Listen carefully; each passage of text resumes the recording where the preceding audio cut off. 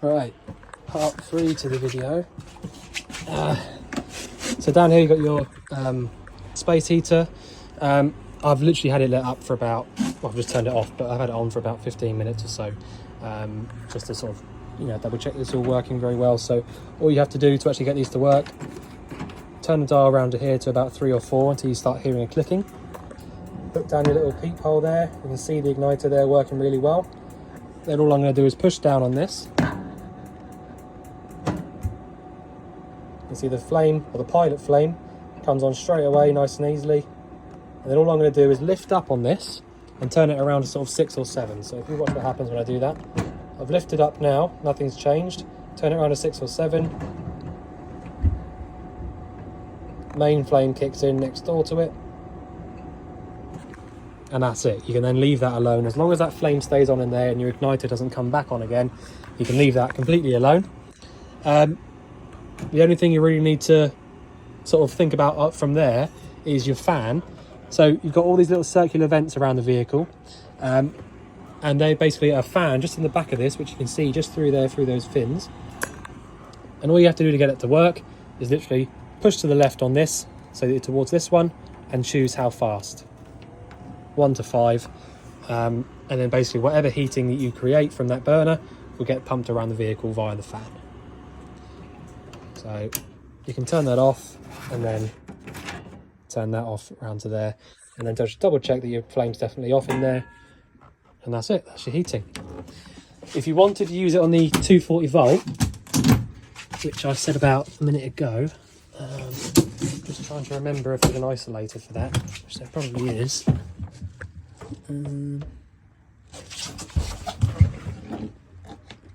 Where am I looking? See, I only did about half of this hub check, so I'm just trying to remember where the buttons are. There might not be an isolator for it actually, because I can't see one any obvious place. But basically, because it's a gas and a 240 volt heater, you can, if you have a hookup plugged in obviously, you can use this button up here to heat the van up as well. So you've got 500, 1000, 2000, and like I said, that'll literally just work. As soon as you put your hookup into the vehicle, that'll work there and allow you to heat the van up via the 240 volt instead of the gas. So that's there if you want it, but to be honest with you, the more that you use your gas appliances, so the more that you use your fridge on gas, the more that you use your heating on gas and the boiler and all that, the less problems that you'll get with them, because it's only really the gas that you tend to get problems with. When you don't use a gas appliance for any period of time, it does tend to sort of clog up, just like a car. If you don't start a car every once in a while, it'll struggle to start. So, if you just keep your eye on, even if you don't want to use it on gas all the time, just every once in a while, just light it up. The same goes for everything on gas, really. So just do that, just something to point out, really. Also, the reason I couldn't put these covers on the inside here is obviously because of the space I've got. There's no way I can fit that on there without chopping it down and making it look ugly anyway. So I've left those off because I don't think it looks too bad there like that. But I've had to sort of go just inside of this wood here, which thankfully was quite forgiving, so I leave it out and got it in there. If I put the one on the here, it's been a little bit more forceful with it, but that's all there and all tight down, all working as it should. So the gas burner's at the top here, so you've got a hot plate on the top left, which obviously is your 240 volt. So if your hookup was plugged in, you can use this dial here, 1 through to 6, to heat this burner up. If you didn't want to use electric, you can use your gas, or obviously your ignition switch just here, and lighting up whichever burner you want. Each one of the burners has got a thermocouple on it, which is that little prong of metal just there. So you've got an igniter, which obviously, like I said, works from the button down there and is the little bit of metal just inside there. But the thermocouple is the little prong of metal next door to it. And what a thermocouple does is it senses the burning gas, basically. And so if you lit any one of these up, including the grill and the oven, and in fact every gas appliance in the entire van, has all got a thermocouple on it. When you light it up, the thermocouple allows the gas to keep coming through if it senses that burning gas.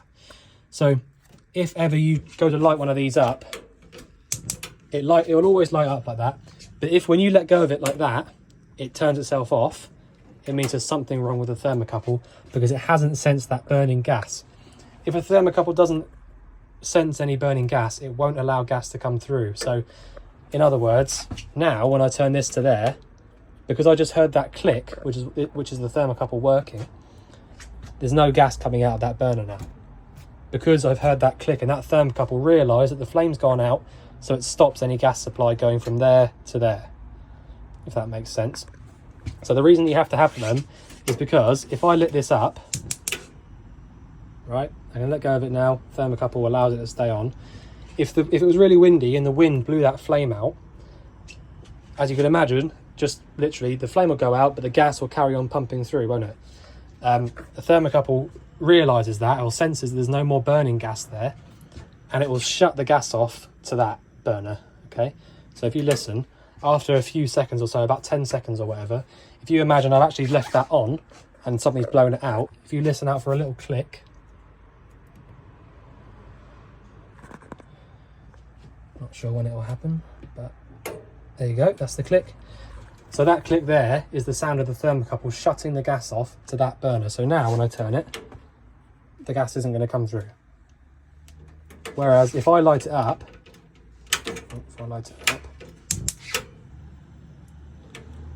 turn it off and then put this back on, the gas is now still coming out. Until the click happens, the gas stopped. Alright, so that's just me showing you what a thermocouple does basically. All of those are being checked as part of the habitation check, as they all need to be, and they all obviously work as they should. Skylight up here above the door, or above when you walk in, you can open it up from here, so that actually opens it. And you've also got a fan, so whichever way is which, one way blows in and another way blows out, so you can use it as an extractor or just as a normal fan. So at the moment that feels like it's blowing out. Go the other way, that's definitely blowing in. So the way it is now, it's blowing in, and the other way blowing out. And then you can set your speed. All right, so that's how that works. I'll just shut that down now before I forget.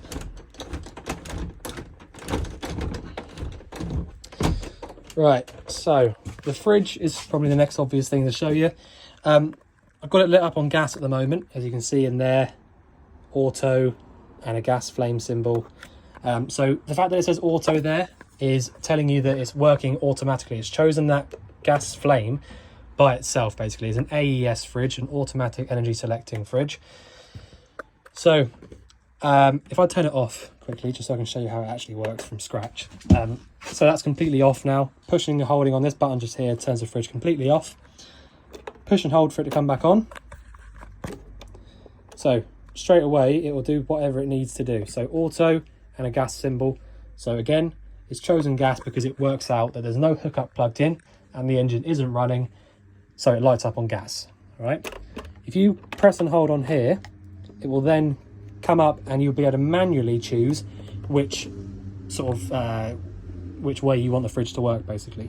So this little symbol down here is your 12-volt electric. So if your engine was running, that's how you'd like the fridge to be working, because that's the only way the fridge will work, because you can't have a hookup in when you're driving, obviously, and you also can't have your gas on when you're driving. So that's the only way to use it when you're driving, is the 12-volt. Click it again. It's chosen gas, so that's the next one that it will choose. Basically, the igniter in the back of the fridge will just light the gas up, and then you get a little flame back there, which will then obviously in turn cool the fridge down. And so that will work when your gas is switched on in your locker. And the next one is your mains hookup. So obviously, again, that's given us a little code there because the mains electric isn't plugged in. So plug the mains in, that one there will work. But if you don't want to use it on either of those ways, you can leave it on auto and it will just choose whichever energy it thinks fits, basically. And so at the moment, like I said, it's going to choose gas because the engine's not running and the mains isn't plugged in. Whereas I know that you know all that, but I just want to say it, just, you know, for reference on the video. Right, so wardrobe. You've got a 240 volt switch down there, and all of the paperwork for the vehicle is in here. You can see the original Auto Trail handbook is in here, or owner's manual, sorry, is in there. So, what else have we got? I don't know if there's much else really, I don't know. Drawers, storage space down there. Light switches back there. Obviously all your cupboards. This big hecky skylight back here. I'm going to show you that working as well. So you wind that all the way open. I'm not going to go too far because we're under the canopy there, but it's that working. So one thing I want to point out with these heckies, and again I know that you know that, but you know this, sorry, but when you come down to closing it, it will get down so far and then it will stop coming down. All right, so where it is now, it can't come down any further. But if you got up on the bed and pushed it, you'll notice it will still come up a fair amount. All right, so when you're driving along, that's going to be flapping around like crazy. So you need to carry on, even though it's got to the bottom, you need to carry on with its winder until you can't turn it anymore, and then just go back to wherever you can to put that back. So now it doesn't open up any further than about half a centimetre. So that's not going to be bouncing around or anything. So that's how that works. The bathroom, you've got light switch down here to get these lights to come on, and that was just under there because I just realised I didn't actually show you where that was, but that's where that is. So those lights come on. Same style of skylight just here as the one just there with the fan. Obviously this one hasn't got the fan, but you know, same skylight, fly screen, blackout blind, bit of storage in there, and actually for a bathroom cabinet it's actually pretty deep in comparison to a lot of them. Little window there, and obviously your sink and shower. The shower itself is typical for these this sort of age of Auto Trail. It's actually like a household kind of, I can't remember what you call it, like a what is it? Thermostatic or something like that. So it actually works if you actually have to set your temperature for the water, and it will just basically make that temperature up when it pours it out. So it's quite a high sort of tech thing for the age. When they were coming out new, that would have been quite impressive. Shower, like I said, it's all pretty straightforward. You just choose your temperature on there. You'll probably find, I mean, I don't know because I've not used it yet, but well, no, I'm not going to use it anyway, but if you'll probably find that when you actually come to using it, you probably just leave it on the maximum temperature, because obviously, you know, it's not like a household boiler. It's not going to pump through 70 degrees like straight away. So probably leave it on hot, but you know, you'll work that out for yourself. It'd be quite simple when you get around to it.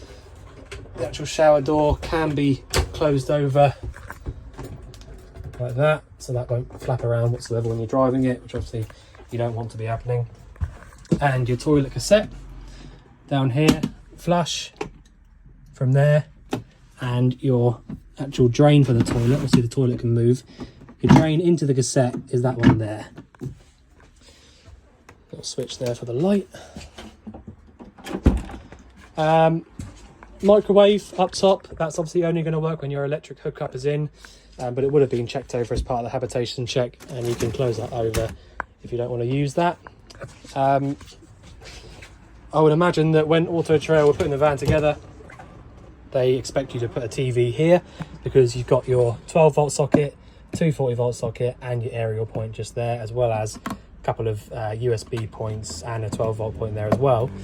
So really, if you are going to have a telly, I would advise you pop it here. You could maybe put a bracket in here or something, or even here, I don't know where you want it, but I would imagine that's probably the easiest place to put it. The solar controller is up here, and obviously we've been on the roof and sort of put the two panels together and made that work so that it's all running through to the batteries, as you would expect as well. Other than that, I don't know if there's a huge amount else. I'll pop these cushions back. So yeah, I mean, again, I know that you know this, but when it comes to sort of packing the van up and getting ready to go, making sure your skylights are down, gas is off, any sort of appliances are all switched off, windows are in the lock position, whether that be on a latch or fully shut, it's up to you really. But just making sure everything's down. If you do drive off with a hecky roof light open, which I do see quite a lot, it's up to you whether or not you want to risk that. But if, you know, for me, I know how expensive they are, and I know how easy they are to break. So if I was you, I would never ever drive around with one of these open. I see it all the time, but I don't expect people to realise how expensive they are to replace. So please don't do that, basically. If you want to drive around, just make sure your skylights are down. These little 40x40 ones aren't too bad to replace, but when you're looking at replacing one of the main heckies, you're looking at well over £1,000, and that's just for us to buy them. So, you know, just bear that in mind. But yeah, so other than that, you've got this little locker up here on the off side of the vehicle, just behind the driver's seat, and that's got mainly all of your sort of electrical sort of bits and pieces in here. So you've got this EC200, which is a Sargent PSU. So basically, Sargent is the company that manufacture these, or used to. I don't think they do them anymore, but in fact they might do actually. I can't remember. But it's a EC200, like I said, really standard for these auto trails. In fact, nearly every auto trail of this age has one of these. So you've got 8 fuses down here, which they all have a little diagram telling you exactly what they do. So, like for example, one should be a blue 15 amp, which it is, and it does the front lights. And so you can go through there and check that they're all the right size and all the, you know, all correct. And if you do get a specific problem, you can just come in here and really quickly just work out exactly what it is. If one of these fuses is blown, that'll be the reason why. So that's that. You've also got a main RCD trip switch and 3 MCBs. The 3 MCBs are all allocated to a specific thing or a specific few things, and they're all stated there as well. So again, if you had a hookup plugged into the vehicle and your hob wasn't working on the cooker, I would advise you come in here, have a look, make sure that you're looking at that. So number 1, and make sure that is in the upright position rather than down. If it's down and showing green, it's off. If it's up and showing red, it's on. So all stuff to bear in mind. Also, when you plug a hookup into the vehicle, this red light up here says charger underneath it, but that will come on. So as soon as you turn it on, it should light up, and then that means that your battery's down there being charged up by the charger, which sits inside this box. So when you plug a hookup in, if that light is on, you will hear a bit of a fan noise as well, which is just the fan for the charger. You've also got your TV aerial booster and various bits and pieces, which are all for your all to do with this sort of like entertainment system down here.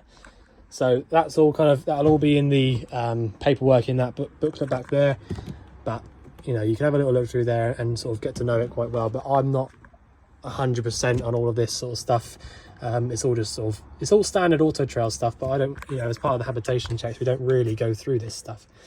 So have a little look, get to know it. If you want to use all of this stuff, then you can do. Otherwise, you know, you can just use your TV over there. And yeah. Right, so that's all of that electrical stuff in there. 5-speed manual gearbox. Your bonnet release is that one just there, and your steering wheel adjustment is that one. Got electric adjusting mirrors. Hazard lights in there, and you've also got the front and rear fog lights there. Other than that, I don't think there's much else to show, to be honest. If you think there's anything I've missed out or anything you want going over again, you just let us know. But otherwise, we look forward to seeing you soon to collect your van. Thanks very much.